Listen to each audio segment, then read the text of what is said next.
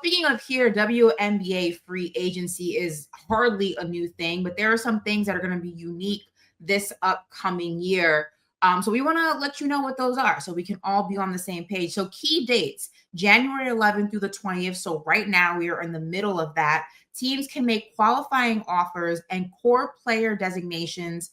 Already we have seen the Aces core Kelsey Plum and now Brianna Stewart with the Liberty.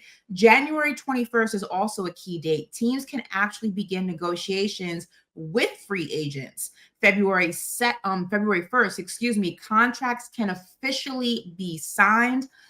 So how does WNBA free agency work? There's a lot of intricacies, but can give you just kind of the cliff notes here. So it largely operates like the NBA. So if you're more familiar with the NBA free agency, it's very similar. Free agents are grouped into classifications based on their numbers of years in the league. Unrestricted free agents can speak to and sign with any team they want. Now, restricted agents can do the same, but they can have any offer matched by their prior or current team, rather, to simplify that a little bit more.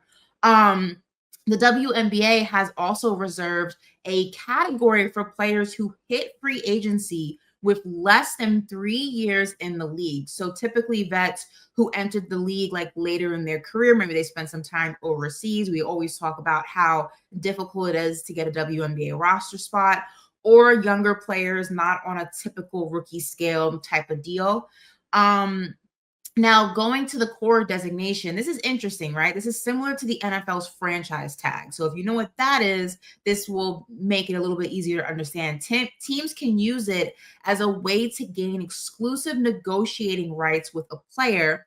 And that comes with a core qualifying offer for 1 year. So, just like in the NFL, you can't use a franchise tag back to back years. This is a one time deal only, but that's in the event you want to keep a player, but you haven't been able to negotiate a full, much longer deal, or maybe you're just financially not able to do a long-term deal at this current moment in time, but you want to keep that player on your roster. This can help you. Players are not required to play the season on a 1 year deal, can renegotiate other terms or work on a sign and trade. Now, this is where things also get interesting. As we know, we spoke about this on this very podcast multiple times with multiple different people. The WNBA has opted out of the current CBA following the 2025 season. Now, the new CBA will bring higher salaries, which is yay, and better benefits, which is also yay. Expect players to sign 1 year contracts to be able to hit free agency again next year when that new CBA kicks in, because again, that's going to result in bigger deals, better benefits, and just a lot more movement and a lot more lucrativeness. I think I said that right, in the deals that they sign. And it could also lead to some interesting deals. Like, does a player take less money this upcoming year and go into it, betting on themselves and gambling on their situation? Does a player try to take a 1 year deal to join a contender for an instant championship and then revisit their long-term deal later on?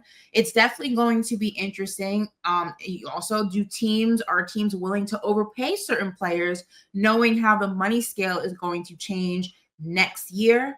These are all things that we'll kind of talk about as free agency, continues to unfold.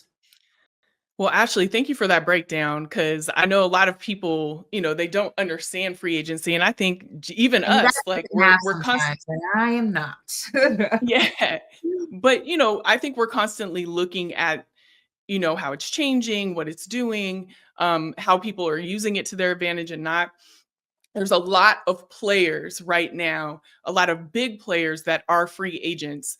And I just want to break down, the list of who they are, because I think it's important as we go into this conversation about free agency, like who's going where and what do we think is going to happen. And we've got some clues already that can help us deduct this. But from Brianna Stewart to Kelsey Plum, the names are vast. They're big. While it's unlikely that Stewie leaves New York, I think we can both agree on that. I hope. Mhm. I can. Kelsey Plum, we have no idea. She's been designated as a core player by the Aces, but it's unknown, as you're just talking through free agency, it's unknown whether or not that's going to keep her in Vegas, right? Or if they're going to gain negotiation rights in a potential sign and trade. These are all aspects of Kelsey Plum that we just really don't know. But like I said, Breanna Stewart, she's a free agent, received a core tag by the Liberty, as she should, obviously. Kelsey Plum just mentioned. We can talk about where she should fit in best, but it's kind of looking like she's not going to return to Vegas. You know, at the end of the year, Coach Hammond said that there's going to be a whole new look for this team next year. And she's potentially one of the things that could change. Alyssa Thomas with Connecticut, huge. I think she's actually going to move the needle in a lot of ways with all the other free agents. Once we find out if and where she's going to go or what she's going to do. Satu Sabali in Dallas, she's already said that she's not returning to Dallas. She did that in an unrivaled press conference. She said she already played her last game there, so we know that. Kelsey Mitchell in Indiana, we're not sure. They did a post yesterday that made it seem as though she was going to be staying, but we have nothing concrete yet. So definitely someone to watch out for. Nneka Onwuemeke from Seattle, one of the biggest names in this, and we're going to talk at the end right here about Seattle and what that will mean for them, based on the moves that they already had, and Jewell Loyd asking for a trade already. Bree Jones with Connecticut, spent the entirety of her career in Connecticut, but she's a big free agent that is definitely up for discussion. Brittany Griner, man, it looks like she's going to stay in Phoenix, but she's also a free agent as well. Definitely a big name there. DeWanna Bonner, it's a really big note that she's actually, I believe, the fiance. She's the fiance of, hold on, Alyssa Thomas. I know this. I don't know what, just my brain just glitched for a second, but she's the fiance of Alyssa Thomas. And that's also important in the movement for both of those free agents. They want to stay together, I'm sure. This is what a lot of people are saying. Again, I don't want to speak for them, but surmising.